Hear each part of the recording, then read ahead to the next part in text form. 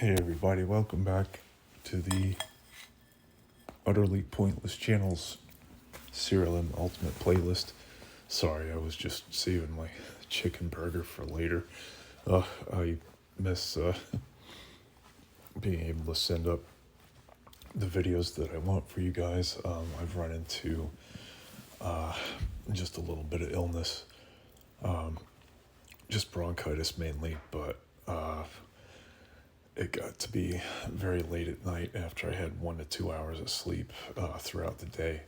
And then I caught up a bit, and I was sleep recording a Siralim video. So what I'm doing lately is just doing a series of mini checklists here for your team.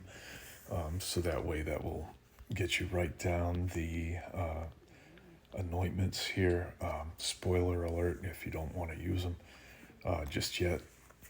I'll be working on them in this section first. And then there will be a walkthrough of the creature abilities after. I'll try to do that in another video, just so I can get anointments set to be the full content of this mini video. That way, keep you guys hopefully from glazing over so much. I mean, if I just play it back and listen to my own voice, and it's like, oh man, why are people still listening? So thank you for that. I do appreciate it. So without further ado, I will just get to the character here. So the very most important thing to do is make sure that you have the right specialization selected. Sometimes you do swap it around a little bit, and maybe you forget to swap it to the challenge specialization for the goblet. And I mean, you might be going gangbusters with that and making a ton of loot and XP, but you might not be leveling up the goblet. So very important, just go ahead and make sure that you've got one of the 3 specializations and take it from there. So right now I've got Pariah, so I'm gonna just get rid of that. So there we go. Get right down to Shadowbringer. No bias there. And so from there, once you have your specialization chosen again, just go ahead and swap. Don't assign it by accident. I do that a lot. And this is short for Shadow Cockatrice, by the way. See, there are 3 cockatrices in here. And yeah, I listen to the BBC too. So yeah, that's why this team was named such a thing. But anyway, so we got the specialization all set with the character, so it's up top, just basically radiating as darkly beautifully as any specialization could. Just my all-time favorite here, because you're going to see what I'm able to do with it, and hopefully once you get some of the right creatures and traits and materials, you'll be able to just go right through things like butter. You won't have to just attack time after time after time. You won't have to defend when you're low on health. You won't have to provoke. I have to say I'm not much of a provoker, but I have used it with the Baron, Bearon. So it's something maybe I can get going on a future team building exercise. So just all provoking all the time for that hypothetical team. And I did get something with I think Tanukruk, or actually I think it was one of Lloyd's boys, I can't remember. Oh, Maniacs, yeah, that was it.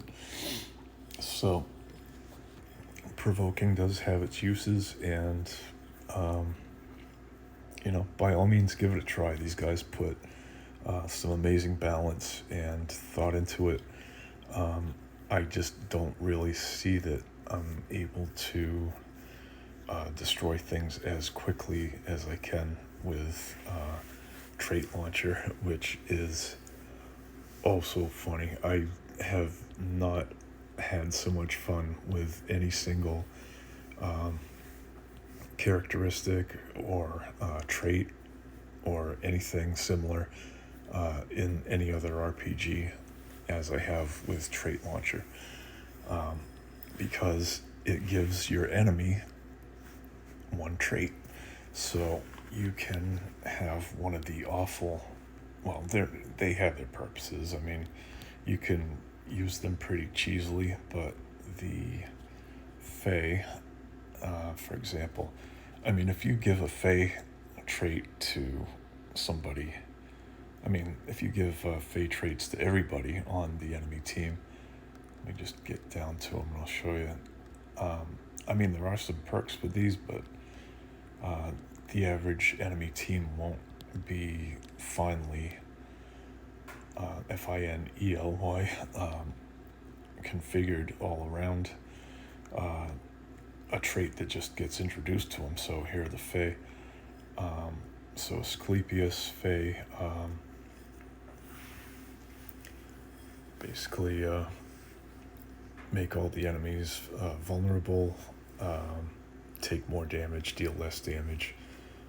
So you want to be able to have some kind of defense against your enemies. So why not, make them pretty vulnerable, and yeah, you can just go ahead and swat them a whole bunch while they're in their weakened state here. So, and then, the average enemy may not even have start of turn effects. So what that would do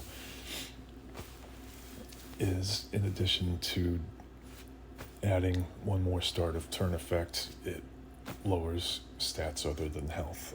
So that's a pretty interesting trait to launch. And then here's where an enemy won't be able to gain buffs. It buffs, but if you use a perk like Singleton from Windrunner, I believe, that will stop enemies from attacking and casting more than one time per turn, so that may override this. I'm not sure about the hierarchy, but I do suspect that a perk should overrule any kind of traits here. But Polygala Fae, 95% less stats, but the enemy may use their start of turn and end of turn effects. But I mean, if they're not dealing that much damage with it, big deal.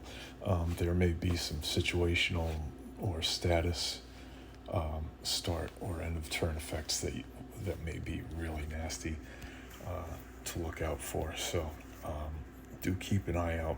Play with these interesting traits carefully. And then this is one of my favorites because all enemies will have a 40% chance to have manually cast spells, but they can't manually cast any spells. So I mean, that is an awesome shutdown. It basically turns things into lumps of meat and, I mean, just big dumb oafs. And then because this is not it's not a status change like Scorned, you can actually put Scorned on as well, because enemies won't be considered as silenced, but again, they won't be able to attack if they have Scorned on them somehow. So you can put spells on, you can use other traits that inflict Scorned. So these Fae are just really a great thing to launch after the Sapphire Drake for Blighted and Shadowbringer, which just sends over a massive amount of healing damage to each enemy, um, to one enemy, each turn. It might not be the enemy whose turn it is, but it will essentially heal a blighted enemy for um, at least a base of 75% of their health. So you can put World Breaker in as an anointment. And again, spoilers here. Anointments are little fragments of a specialization, just perks that you can earn when you defeat a false god. So if you do that, you can carry anointments back with you, and gradually you will have a full specialization to choose from. I have not had that luck just yet. It is just a huge grind, actually, but I'll show you the anointments here now that we've taken care of the status. So you've got all your specializations lined up, and as you can see, the most that I've gotten proportionally is Evoker. And let's see. Yeah, that's about it. And then the least number of anointments remaining here would be for Spellweaver. Spellweaver's pretty odd. I had mentioned this before in a video for my friend Mark and his son, who are hardcore gamers. Hi guys. I had mentioned that there isn't much of the specialization Spellweaver to really share, because it is a pretty powerful specialization in general. So it does does offer these very powerful perks here. Chrono Shift, that casts a spell gem below what they do cast, so boom, there's instant combos right there. And then check this out, temporal anomaly. After your creatures cast the spell, they also cast the spell gem above it, so you can have an instant 3-spell combo right there. Of course, it's limited by spell charges, but there's ways around that. There's pretty much ways around every single mechanic in this game, just about. So do check this out. Thylacine just puts in so much attention to detail and fun and balance, and I love this game. I mean, it is the game I would have loved to have discovered as a 12-year-old, and this is it. I mean, this basically does make me feel like a kid at heart, just with rooms full of pixel trash, epic music, just fantastic gameplay. I had thought, like, this is just gonna be a grind when I get all my creatures leveled up, and I'm just gonna have to focus on each creature, blah blah blah. But I mean, this game does reward meta gamers that have essentially collected the entire Siralim Ultimate Universe and started putting it together. It respects your time, which is really awesome, because I have put quite a bit in. And I think clearing a dungeon might have taken, I would guess, like maybe 15 to 20 minutes. And then if you really get things going with a good setup with macros and just all of the empowered relics, if you've got good relics, good artifacts, your team is going to pretty much take care of itself before you even get a chance to. So just a really neat pseudo automation kind of feel to it, and with the Shadowbringer setup that I've got, it just really cuts to the chase very nicely.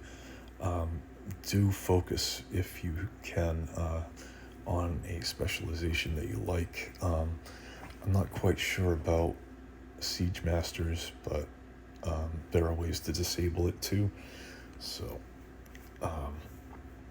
that is about it for anointments here. Except I would say that there are 5 of them that you can pick, and you do want to at least think of some combos, but at the very least, make sure that these do fill in a very big offensive or defensive gap that your team has. So my team is not at all focused, I don't believe, on any kind of resurrection. In general, I think this one does have a unicorn in a pinata skin here. That's what threw me, but let me just show you how unresurrecty we are. So warp reality, holy blast, curse the swarm, blah blah blah. So there's nothing quite with resurrection. There's 1, there's 2, there's 3, and then there's 4 gems out of 18 plus a couple of bonuses. I thought, whoops, so yeah, it's 4 out of 18. The relics I've got just involve timeline, manipulation, and extra damage. Let's see what we got. Increasing, oh, dang it, I keep doing that. Some of these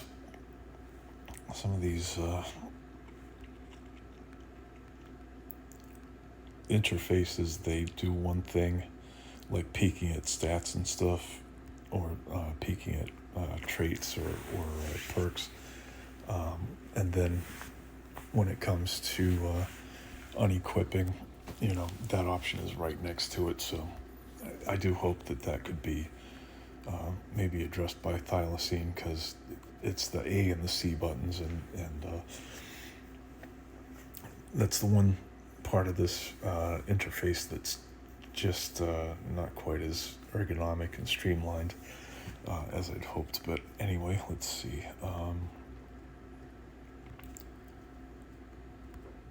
So with anointments, you do have your 5 here, and I'll just give you a summary of what these do, just to give you an impression of something cohesive here. And I'll explain or actually I did explain what the theme of the team was, which was to just dish out huge amounts of damage with Trait Launcher, putting Healing Breath on the enemy so they heal themselves once every turn, every enemy turn, for big damage. So other stuff that I have here, annealment. You can see that there's a number 2 here that shows that I have 2 anointments chosen. So there's apotheosis. After your creatures get healed, they have a 50% chance to get a random buff.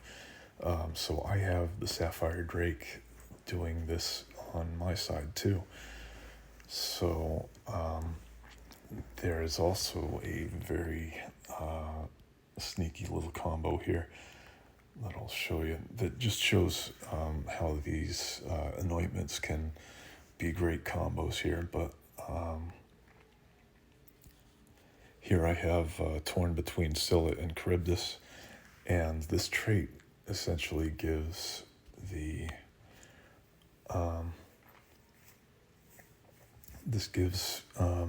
your other creatures each other's traits when they die, the main trait that each one has. So what I've tried to do is have these traits not be stackable. So with the Sapphire Drake, Healing Breath heals one of your creatures for 150% health. So you could have 6 of these guys. So if the Sapphire Drake dies, it gives that to every single creature I've got. And then reinvigoration after this creature attacks, it resurrects a random ally with 50% health. Great thing to have. And then that's just some blending in and blah, blah, blah. And that's only because I needed to get some different cockatrices or whatever to stand out or just vary in the team. So because there's a trait, I think, yeah. So this is what I wanted to have happen. I wanted one that had blending in. I just didn't want it to have that trait at the start of battle. So that's why I just chose that clunker. So, but getting back to perks here. Anointments. So I've got this one, Revelation. This is crucial just about for any team that you play with. Because, you might be able to cast spells to resurrect or whatever. But this is just awesome additional resurrection. So, your team may be really down for the count, and this is just sort of a hallelujah of sorts to get things back up and running. It has saved my bacon so many times. So moving on, I've got annealment right here, which is what I meant to mention first, but this ties in with healing breath, and blight and trait launcher. So essentially when enemies get healed, they take damage as a result of blight, and this gives them a chance to damage themselves to a lethal point, because blight again does, if you're converting it, excuse me for the background noise, but if you're taking the healing breath that the Sapphire Drake just puts out once every turn on one of its allies, and that is launched over, you're going to have a base of 75% of max health. So that is just going to grievously wound a creature, and it won't kill it the first time. So this helps increase that. So 35% of 75, that's over a third of 75. And the good thing is that you can visualize that a third of 75 is 25. So this puts blight damage every time healing breath goes off on their side as over 100% of max health being dealt as very lethal damage. So and that is it. I've got at least for this page, and then I do have my, hey, where's my stuff? Oh wow, yeah, hold on. Yeah, I had my pariah team. See, this is why it is very, very, very, very important to double check that if you have reached out to make a combo with these, yeah, you got to make sure that you're bringing them in then. Some people naturally will choose not to rely on these as combos, but just as a good backup, again, or like a hole filler in the strategy for your team, like extra defense, extra offense, whatever, debuffing, what have you. So this is my main damage vehicle here, and that is done through Shadow Sickness, and then I will have World Breaker, so enemies will take 100% more damage from Blighted. So this is just really going to fry everything in a big way. Some of these other perks that I've got for Shadowbringer are helpful. I mean, you can see Dystopia here. After an enemy casts a healing spell, each of your creatures have a 5% chance to cast Shadow Crash. So the Drake's ability, Healing Breath, is not a spell, so I did put this in and tried to get some benefit out of it, but no. I mean, I've got Vriden here giving mending and leeching to enemies at all times, so Dystopia does require a little bit of setup, so that's fine. Oh shoot, duh. And I meant to say this is something that I did before. Yeah, let me get that back off and I think that thylacine should actually make these unselectable for specializations that you have currently active, because that's what happened when I had Shadowbringer before. I had these active as my perks. You can see Shadow Sickness, Touch of Darkness, World Breaker right there. So yeah, that's the other thing I wanted to say too. But let me get this selected real quick. So I did have Singleton before. Enemies can only attack and cast spells once at a time. I have very, very little defense on this team. I do have Chaos Spheres, which is awesome for just shutting down an enemy just about permanently. It's very hard to shake off, but it just steals all of their spell gems. Very conveniently, it doesn't wear off. So again, Chaos Sphere is just a really awesome spell to get and focus on. Just make it generous on your team so that everybody can cast it. Have it choose a second target, and that way you can just really get your magic defense up. And then, let's see. I did try this to see if it would work with damage being dealt through Healing Breath, but this doesn't have to do with healing. It just doesn't seem to adjust it anyway, so let's see what we got.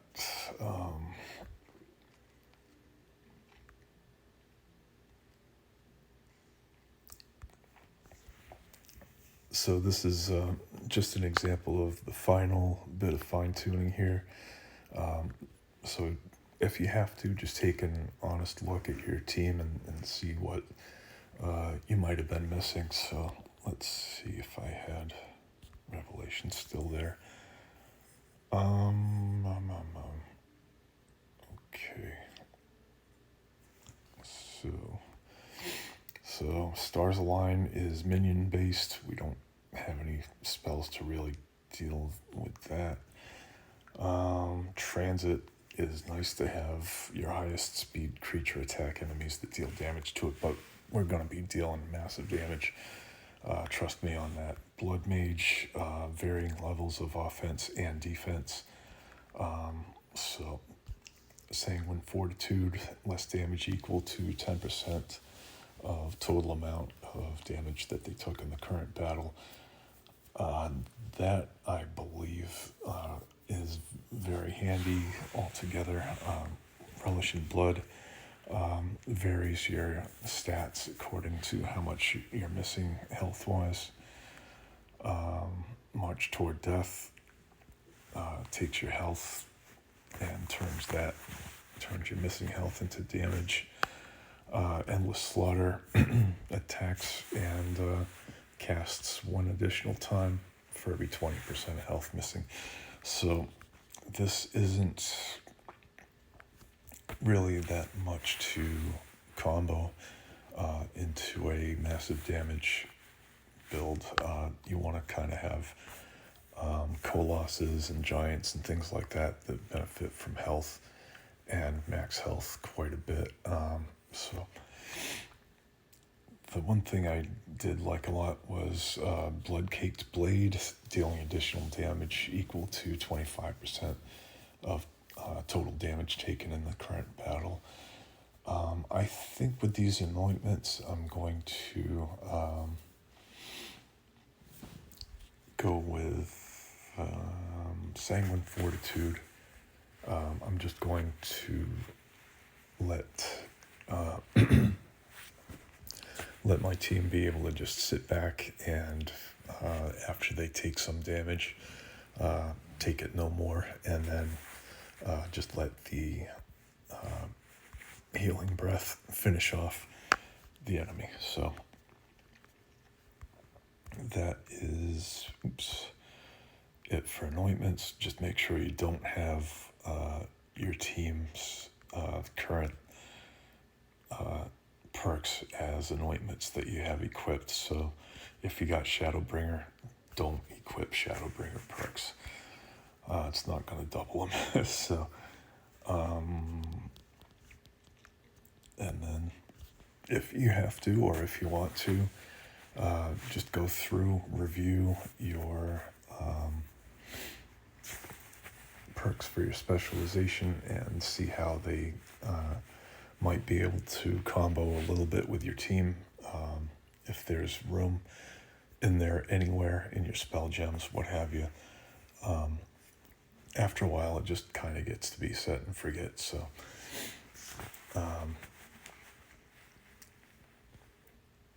let's see. So this is just about how you deal 50% more damage with Blighted on you, and nullifies any damage after your creature's attack. They cast minor healing, or major healing on themselves. So very nice to have, especially with a Thana build or the like, anything that benefits off full health. Dark Souls attacking will also add excuse me, extra healing to the target, which turns into blighted damage, because with Shadow Sickness, all enemies always have blighted. Enemies' healing spells have 50% more potency. I wish that this was Healing Breath that was just a trait and indirect damage. I wish that had more potency, but Doomsday, after your creatures heal an enemy, they have a 25% chance to cast Ill Fate. Dystopia, after an enemy casts a healing spell, each of your creatures have a 5% chance to cast Shadow Crash. Endwalker, if an enemy dies while it is afflicted with Blighted, it cannot be resurrected. So this is an ascended perk. So you don't have this with Shadowbringer until you defeat all 30 gods at Gate of the Gods. So very proud to have this, and this thing is awesome. It's like essentially a trash disposal. It's like an incinerator or something, because all these random creatures that you've got often have at least 1 to 2 spells, or 1 to 2 artifacts, or relics. No, not relics, but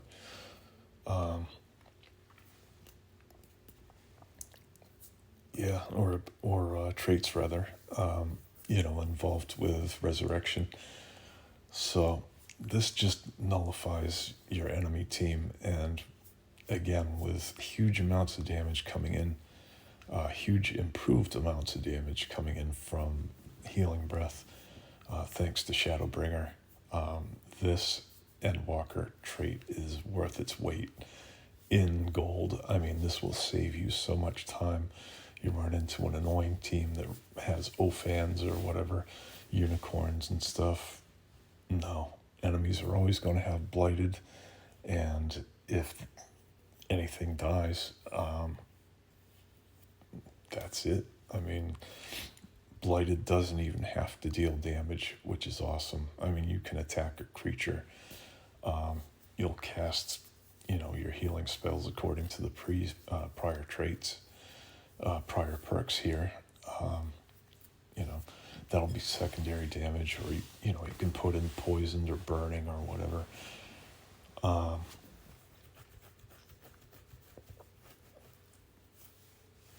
And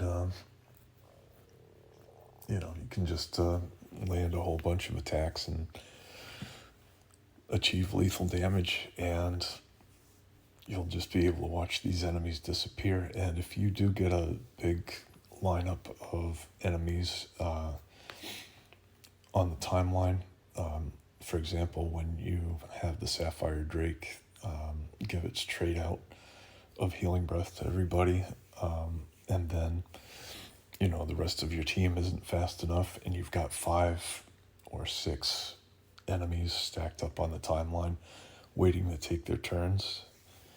I mean, this thing is beautiful, and so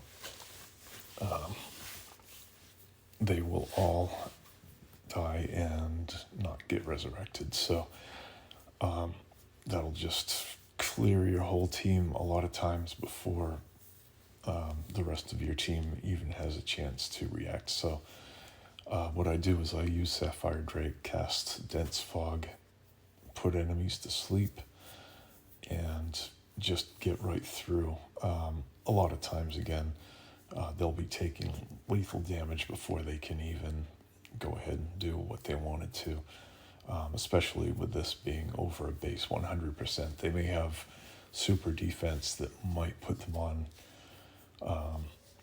life support for a little bit with just a sliver of health, but it's super rare. So anyway, moving on to the next perk, Fall from Grace. Enemies get 5% more healing for each time they've been damaged by Blighted in the current battle. So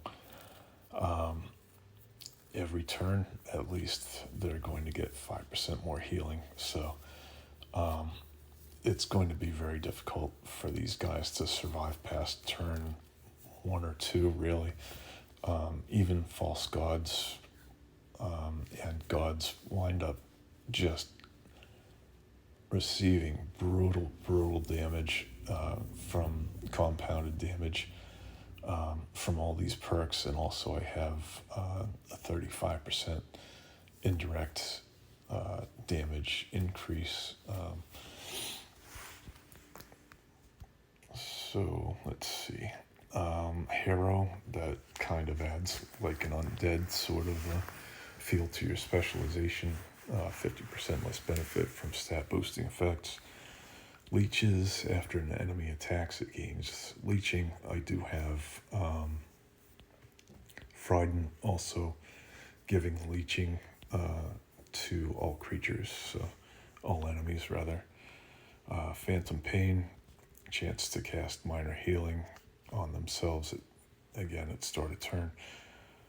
Self-fulfilling prophecy, after an enemy casts a spell, it gains mending.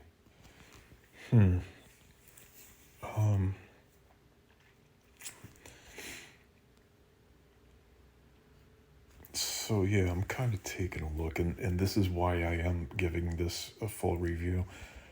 I'm taking a look at Friden here, and so he does have the black, so enemies always have poisoned, blighted, leeching, and mending. Leeching and mending wind up being part of the perks here, as you just saw for Shadowbringer. So essentially all he does is get leeching and mending out earlier, and also does give poisoned out. So I mean, this entire setup that I've got is built like a vice, and I mean the pressure here from so many mechanics just winds up putting this, I would say, really crushing style of damage. I mean, it's just, the one or two main sources of pressure on the enemy's health, and then just the additional miscellaneous causes that are just so jacked up and just automatic in whatever your team does with attacking and so forth. I mean, it's really just very, very daunting to be an enemy, especially as the way I have it configured here with the Sapphire Drake, who I sing the praises of every few hours. But you gotta try one and just give it a surprise when you finally get your first mimic. It will not go to waste. Trust me on that. So anyway, going back to the remaining perks, Phantom Pain, blah, blah, blah. Okay. Shadow Mending, so your creatures always have leeching and mending, so they're always getting healed pretty well. And then Shadow Sickness, enemies always had Blighted, Touch of Darkness. After your creatures damage an enemy, the enemy is healed for 20% of the damage dealt. So you could have all these as a foundation, because the Sapphire Drake does not take much at all to really get that damage out, aside from these perks. So, just set the specialization, bring in the Sapphire Drake, and then you really can customize the rest of your team into a pretty good Shadow Bringer build.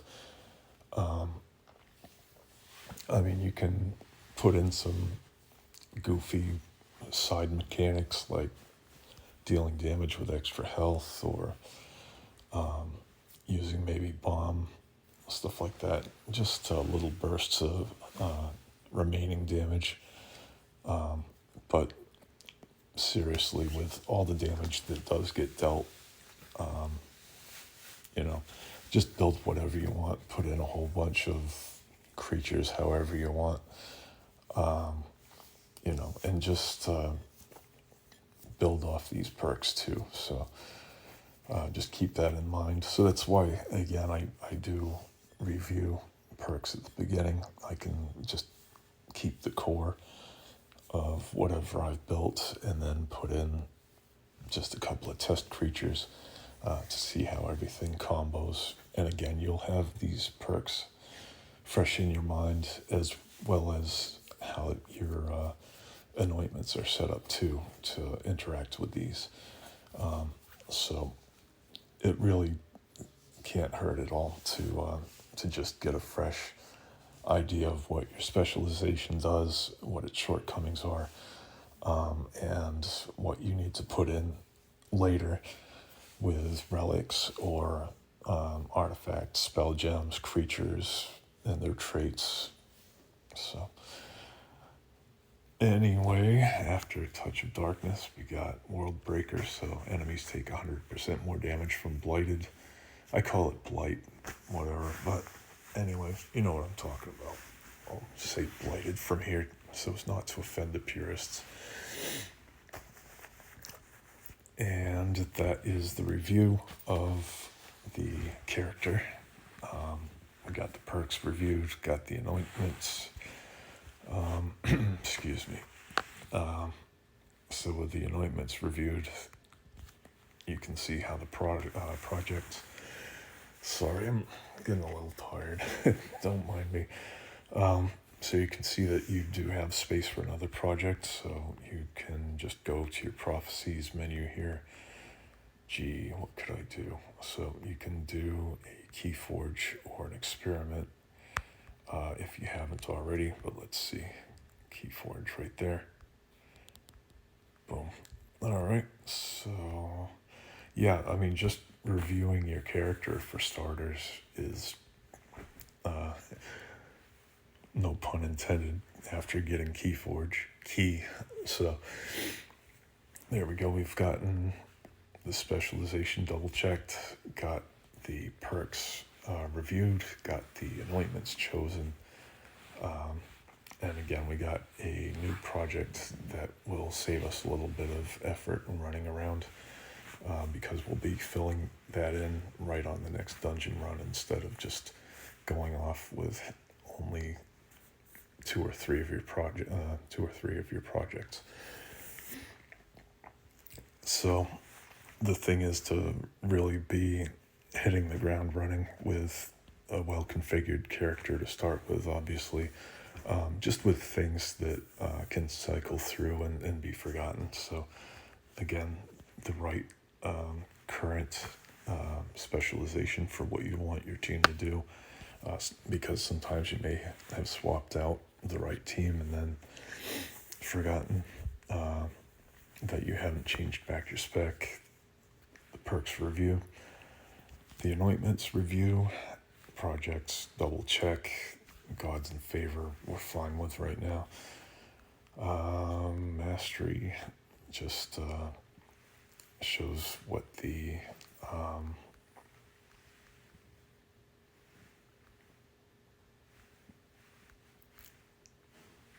certain traits are that you can put onto any race. So with cockatrices, let's see. So this is why I have them blending in and stuff at the beginning. So this is just a nice view of how many creature masters you've already defeated with, or of this race rather. So as you can see, deal more damage to enemy cockatrices to the tune of 12%. Take 12% less damage. Your own cockatrices will deal 12% extra damage, and then they will take 12% less damage. So for that, you can see that some of these guys are kind of weak. Maybe I should be playing some bards, because yeah, it's pretty nice damage reduction right there. Let me see what else I got that's really good. Vulpaces, okay. Waspids, yeah, okay. Satyrs, yeah, those guys are awesome. Pillwizzes, I wish I had the time. Hounds, just really random about that. Imps, same. I just wind up like running into Ents all the time for whatever reason. For specialization, for creature masters to fight rather. That and Efts, I don't know why they show up so much when dumpling masters just show up for a grand total of 2 times. I mean, I've probably been beaten by them or something. What else we got? Centaurs, yeah. Bards, yeah, we've already seen. So that is just a quick review of the creatures that you should be fighting with, or at least be aware of needing some creature masters to fight and get tougher. So we've got a bounty chosen here. It's very easy, like going back, splurging, spending all your piety and stuff like that. It's very, very easy to forget your bounty. So again, this is why I'm just focusing on the character above everything else, and not going into anything else besides this full list. So we're almost done, and I know I wanted to keep it quick, but there's just so much strategy in this game. It would be a tragedy not to get into whatever time savers that I can for you. Again, I can't emphasize enough how awful and how sucky it is to send your team through a dungeon and you don't even have your basic combos set up, or that 1 or 2 of them, for example. may be missing in a critical way. I wound up going through with a Sapphire Drake in a pariah team, which doesn't have any kind of perks at all, except a -1 that allows only 3 creatures on your team. So I didn't have the comfort of Shadowbringer, Shadow Sickness, and World Breaker. So that was really sick because, and not in a good sick kind of way. I mean, it was very dysfunctional in that we were managing to avoid a good amount of the damage that was incoming, but the thing was that there were no creatures being wiped out in advance, and it was really a lot of flailing. I mean, eventually the negative noise, negative noise trait that our team had shared with each other, eventually, punctures appeared in that when there was that 10% chance at full health of taking damage, and our creatures would heal up fairly well, fairly quickly. But a pariah team is built to destroy things absolutely quickly because it is going to get itself whomped on long run past turn 2 or 3. So all through the dungeon, I mean, we're just like miraculously surviving until I would say maybe turn 8 or 9. But oh my goodness, it was excruciating. I mean, just knowing that your team could be destroying one enemy every turn, and several enemies in a row if you let them all take their turns. Like when Sapphire Drake only shows up at the top of the timeline to give out its healing breath. So, yeah, just a very time-consuming, very unenjoyable even outing, because I mean it didn't have even 10% of the fun that a well-tuned team can achieve and accumulate in here. It was just brutal. I mean, our team was dragging. One team member would always be dead, and then the other 2 would be kind of freaking. And I did have a lot of resurrections in there, so that kind of got things back up to full health. Etc. But just make sure that you have your damage dealing and reasonable defense setups fine-tuned and double-checked before you head out. Because, I mean, this game is extremely subtle in an awesome, awesome way. I mean, it is something that I would say is probably as complex as managing a business, except for the tax forms, in some ways. And I'm being a little facetious and exaggerating, but I mean, look at all these menus. I mean, it's very similar to jumping between merchandising and marketing and, employee relations and stuff like that. I mean, there's so much in here that you really can master. So then you got guild reputation. This is not a big deal breaker to look at, but, and spoiler alert, this will show you which of these you need to level up to level 50, because as long as you are under that, you get a new monster pretty much every time you level after a while. So as you can see, missing monsters. I'm getting a nice defensive boost here altogether from being in the Life Guild and getting up to level 57. But now I'm just getting treasure out of it once I achieve victories in false god fights. So it's a trade-off. I mean, you know, your stats and your damage dealing or your defense or whatever, you know, it'll start to go sky high. And I mean, you know, if you're playing with attacking creatures and you got your Chaos Guild leveled up, then yeah, you can actually punch holes through quite a bit, a lot better than you might have been as a beginner. Again, you might have figured the game out in a good extent early on, but I don't know. There's a lot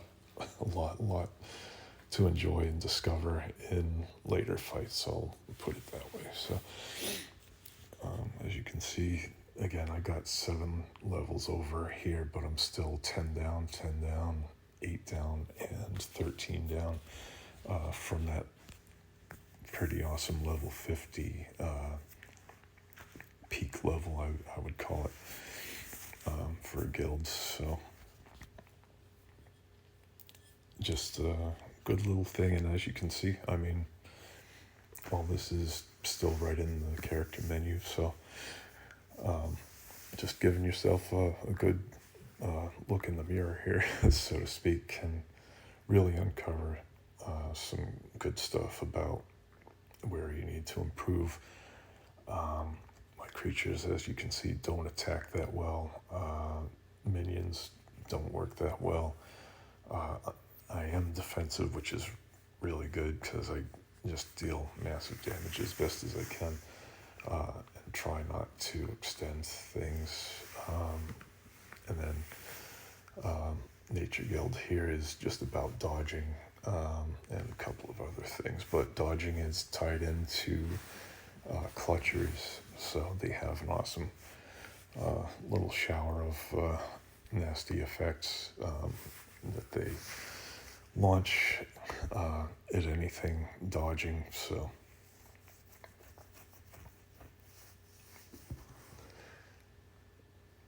and sorry, that didn't make sense about the clutchers. I mean, because your creatures do dodge, I think it's like carnage stuff. Let me see. It's just been a while regarding the traits and so forth. So, I mean, I do want to show you how these guilds can help you benefit with all these stat and percentage chance boosts. So, let's see. I'll just go down to traits here and then just type in, and this is a really good way to just cut to the chase, is just be very succinct. As Mark Twain would say, eschew surplusage. So you're looking for if this creature dodges, you know, so that should be it. And then look at all these. After this creature dodges an attack, it casts one of its spells. And there's an independent 50% chance to dodge attacks. So just add that to the base from your guild ranking in nature. So this is really good with all the figment, with all the aspects.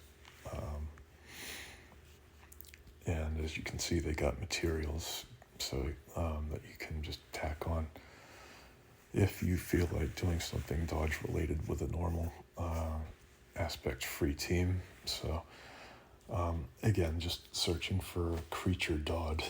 I mean, I could do creature do, and that would give you results for creature dodges. I really doubt that you would get anything for creature do, but I don't know. Give it a try. Leave a comment. I'm not going to do it. Tempting as it is sometimes, but so yeah, this is all the aspect stuff, and then you got frost breath here after this creature dodges, has a chance to bestow frozen on things, and then with psychic dance, all effects that activate when a creature dodges will activate one additional time, so you can, have a dancing frost breath yeti. So, and then let's see. Oh, I like this one. The Magicalope will afflict enemies with a random debuff after it dodges an attack. So I think I've actually attacked this creature while fused with a kobold, so it had a greater dodge chance. So yeah, you could probably, just get your guild's dodge rating way up and attack each other. Because it says here, after this creature dodges an attack, enemies are afflicted with a random debuff. I mean, hey, dodge your own, whatever. And then last one, vicious retaliation. After this creature dodges, it attacks the enemy. This attack deals 50% more damage if this creature is provoking. So there's some provoking right there for you.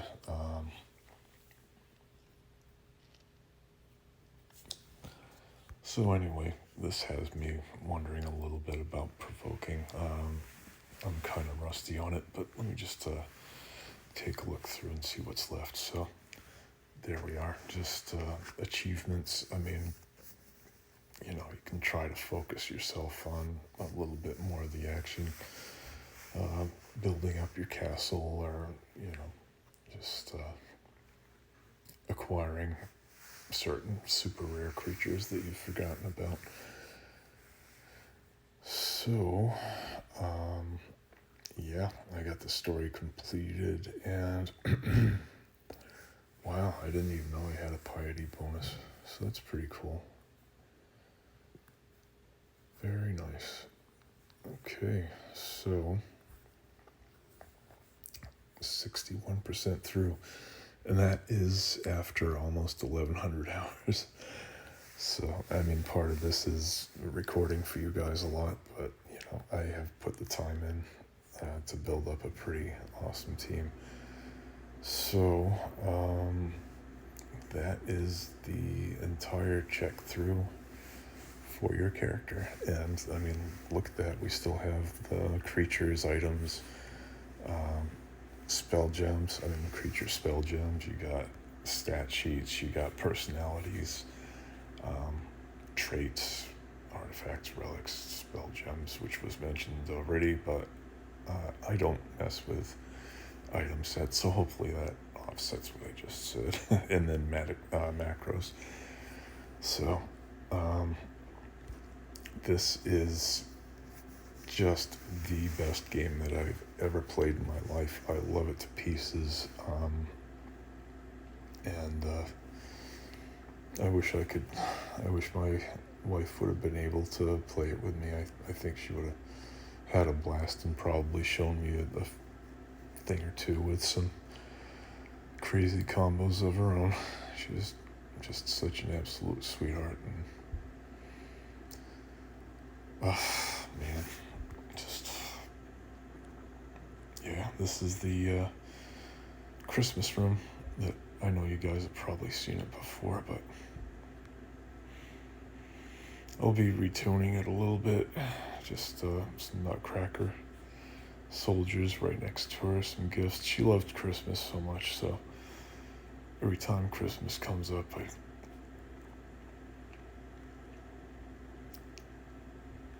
don't know,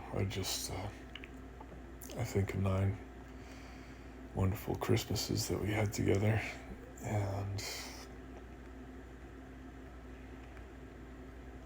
yeah, so she was sick a lot, so I built a little bed here for her, right next to a menorah and a Christmas tree.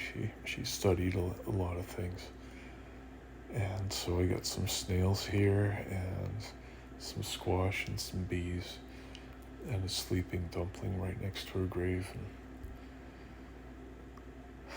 some fountains and a tree as well, and some stars. So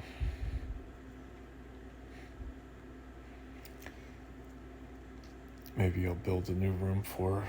Just maybe a big library right down here. I think I could. But probably take some of these guys out.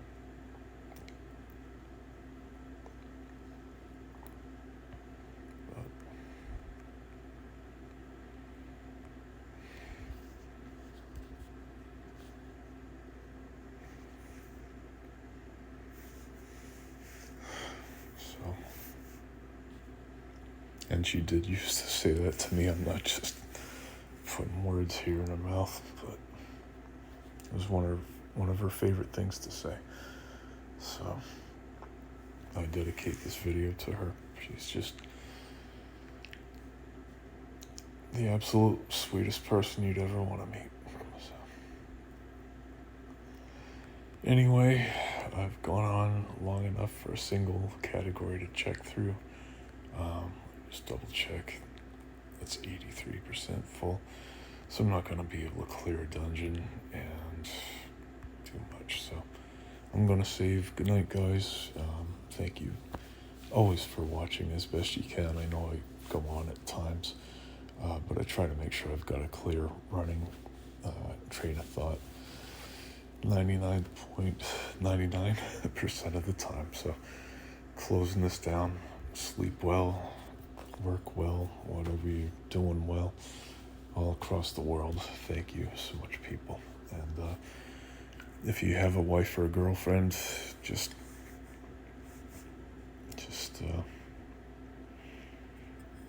be considerate of them.